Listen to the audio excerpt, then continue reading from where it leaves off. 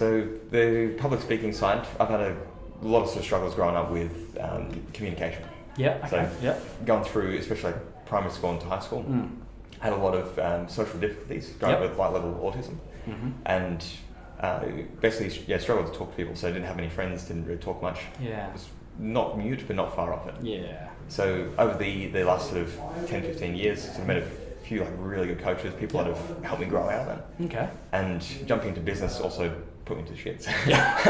So, chucked you in the deep end in a couple of court cases. Yeah, jumping into the deep end. Yeah. So it sort of forced me into a situation where I had to develop some communication skills. Yeah. So there's a lot of stuff along the way where I feel like it helped a lot of people with that. Yeah. And going through public speaking, it's got a good avenue there to make an income out of. But the big part about it is being able to sort of share the message and help people through their sort of journey. Yeah, so force you to adapt. Yeah. Being stuck in that social isolation is one of the most sort of destructive internal experiences we can have. Okay. So that's something you're making a big changes on. So what's driving you to keep that up? The seeing what it can be like on the other side. Okay. And knowing where I came from. Yeah. So going from I could barely sort of make eye contact with someone and barely sort of hold a 2-minute conversation without them sort of freaking out and going, I need to get out of here. So you're growing that confidence into doing that. Yeah. Okay. And knowing how good it can be, where you can walk up to any person, start a good conversation, make them feel good, and walk away regardless of what happens. Walk away both people going, that was pretty cool. Yeah. Okay. So having the benefit with the other people. So that's one focus that's pretty important to you. Yeah. Yeah. And along the way, sort of building up the sort of experiences and practices that other people can just jump straight into and use. Yeah. Okay. So it's like practice things at home on those sort of communication skills. Yeah. And then when they get out to the shops or usual environments where they wouldn't talk to people, and can start those small interactions and slowly build up stage. Give them that confidence to do it as well. Yeah. So you say trying to help other people to learn from your mistakes. Exactly. Yeah. Telling a good story. Exactly. Yeah. Okay. Is there any instances that sort of stand out in your life that made this a decision you wanted to commit to? There's a few big ones. One of the earliest ones was when I was about 8 years old, roughly. Yep. So, actually a bit older than that, but anyways, so fairly young in the age. And I went along to my mother's sister's funeral. Okay, yeah. So at this stage, I thought like she was like a stoic goddess kind of thing, and like strong as hell, nothing could break her. Yeah. Unless she was in some severe like physical pain. Yeah. Never saw her cry, never saw her like break down. Yeah. Who's this? Your mum? Well. Yeah. And at that stage as well, I also thought that I didn't have any emotions, didn't feel anything, didn't understand what it was. So it was just a social construct. Yeah. But through once we were walking up to the steps into this hall, into the funeral hall to see mum's sister's funeral, and the director was there, all the people there. Yeah. And it sort of felt like even though they're all friends and family, felt like I was completely isolated and didn't know him. Didn't really know him. Yeah. So I was basically focused on mum and just pretended no one else was there. Yeah. And as the director started to speak, I saw mum go from like a sort of up tall and like standing up straight. Her posture started to drop. Her sort of all her facial expressions dropped down. Yeah. And just sort of like broke down into tears. And just watching that thinking like, fuck it, I need to do something here. What do I do? Yeah. And realising not knowing what to do. And then suddenly her emotions hit me. And I started to feel the same kind of like distraught, like heartbroken feeling, what seemed like she was feeling. Transfer emotion, Yeah. And it was at that moment that it suddenly hit me like that emotions are real. Emotions are a thing. Yeah. And the emotional connection can only be experienced at a physical level. Yeah. And the words are just a way to sort of transfer that experience. Yeah. Okay. So having that experience there was like the doorway, the awakening to seeing that okay, there's a lot more to life than anything that I know at the moment. Yeah. So, and that was sort of a strong thing, seeing what pretty much no words can transfer. And then putting that into words sort of guides where the public speaking can influence thousands of people without actually doing anything. Yeah.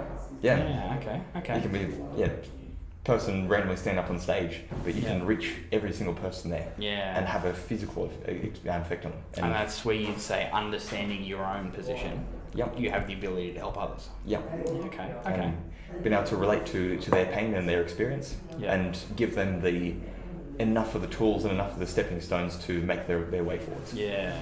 So having that key to be able to control empathy internally to help others. So when it comes to learning from other people's mistakes, like you're talking about before, if you can translate that, what the experience was like, in the hope of not letting them go through the same mistakes you did. Yeah, exactly that. Yeah, that's good. Yeah. Okay, so going down that, so the training side of public speaking is what your goal would be. Yeah, what the goal would be. Yeah, okay. And would you say that's your emotional choice and the properties would be your logical choice? That's the one, yeah. Yeah, okay. So it's like the mission and then the finance. Yeah, mission and the finance, yeah, okay. And the vision will be to tie it all together. Yeah. Yeah, okay, that's pretty cool. So understanding that public speaking element of it and wanting to do that, is there scenarios where you wished you have had the experience and you just couldn't get it across? In public speaking scenarios? Yeah, or even in the personal interaction, but where you want that empathy to be able to be transferred.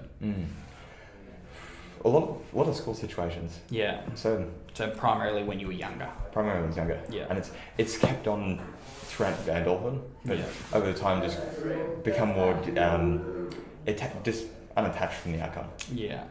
So during school, like trying to make friends with people. Yeah, so you were in more environments where you needed that skill. The older you got to isolate yourself and it was acceptable. Yeah, it became more acceptable. Yeah. You could get into a career and work on a car and spend 200 hours on that. Yeah. And suddenly you're praised and so you got compliments for it. So it shifted. So it was all from a young age is where you saw the skill that needed to be developed.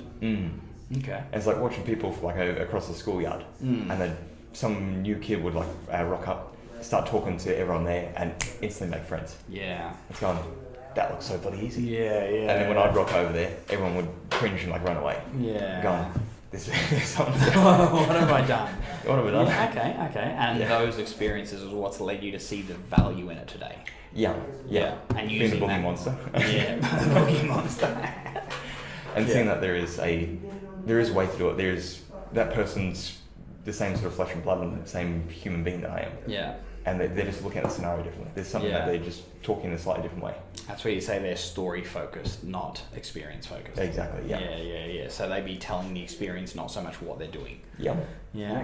Okay. So having those experiences as a child leading into young adulthood, it's been over the past how many years where you'd say this has become a priority? Probably the past sort of 5 years where it's become a real priority.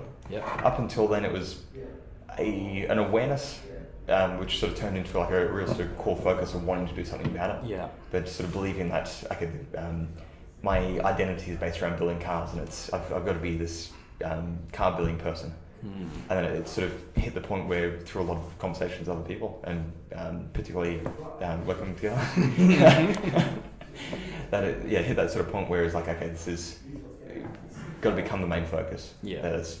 Everything else hinges off this. Yeah. Okay. And we'll kind of sort of look at other areas. It's just sort of bypassing the sort of real sort of challenge and bypassing the real sort of point that's going to make a difference. So now the plan is to immerse yourself into it. Yeah. And sort of jump in the deep end. Jump in the deep end. Yeah. Oh, we don't drown. Yeah. If you don't drown, make it work. Yeah. Drive a bunch of Uber. Yeah. Drive a bunch of Uber. Okay. Well, that sounds like a pretty sound plan. So, learning the social experience, public speaking, and then at the end you want to teach people how to do it. Yeah. And that's where you'd say going through the experience yourself sort of gives that credibility for you to be able to teach other people. Yeah, to be able to get to a stage where you can go out to the shops, go out to the mall, whatever else, and just start a conversation and be able to really show what's possible. Yeah. Be at that kind of level where it's like, okay, I can talk to anyone, create a good conversation, and sort of help other people out. Yeah. Then it sort of shows the full journey of, okay, I come from this weird sort of boogie monster kid, and sort of gone through this whole journey towards actually becoming someone that's interesting, charismatic, sort of caring, and being able to make a real connection with people. Yeah. And showing that, okay, it is possible, and it's all broken down into the things to focus on, the daily practices. Yeah. So anyone that's coming from that position can do it as well. So you would see the experience that you had at seeing your mum from a young age transfer that much emotion in an instant. Yeah. That moment is what's driven you to be able to transfer all emotions in an instant. Yeah, and at least sort of feel that emotional connection. Yeah. So it's that was one of the moments where it was like life isn't just about thoughts. Yeah. And life isn't just about seeing how to mechanically recreate something. Yeah. It says the emotions brought a meaning into it that didn't exist before. Yeah. And without having that that sort of emotional connection, it sort of brings a question to mind of why we're here. Yeah, yeah. And like there's a study done in the 1950s. Yeah. Where they had an experiment with 40 infants, babies, where 20 of them they'd raised in normal conditions. The other 20 they'd separated the mother and the baby from birth and took care of all their health needs and internal needs, but just stopped any additional communication or care, like physical touch or anything else. Yeah. That wasn't absolutely necessary. Yeah. Within 4 months, they had to stop the study. About 80% or something of the infants had passed away. Yeah. And even after they brought them back into normal conditions, the rest of them still passed away not long after. So they never recovered. Yeah. And the sort of base of that was without that sense of real deep connection and the sort of emotional sort of understanding of meaning of life, it takes away the purpose. It takes away the reason for being here. Even if we're completely healthy, if we've got everything that we need, it doesn't really mean anything unless we've experienced the connection with other people. So everything always comes down to the connection with others. Exactly, yeah. Yeah, yeah. So you'd see your ideal goal would be able to connect with other people to fulfill their lives. Yeah, and to be able to help them connect with other people. Yeah, okay. So to sort of pass on that ability to be able to connect and open the doorway. Yeah. Yeah, everyone's got that ability, and it's like built into us. But it's just we've either been coached out of it and sort of taught to put up walls and put up sort of barriers to experience it, or just not being shown the pathway to it. Yeah. And so I think there's more than enough abundance for everybody, sharing the experience and the connection. Yeah, it's a good way of life.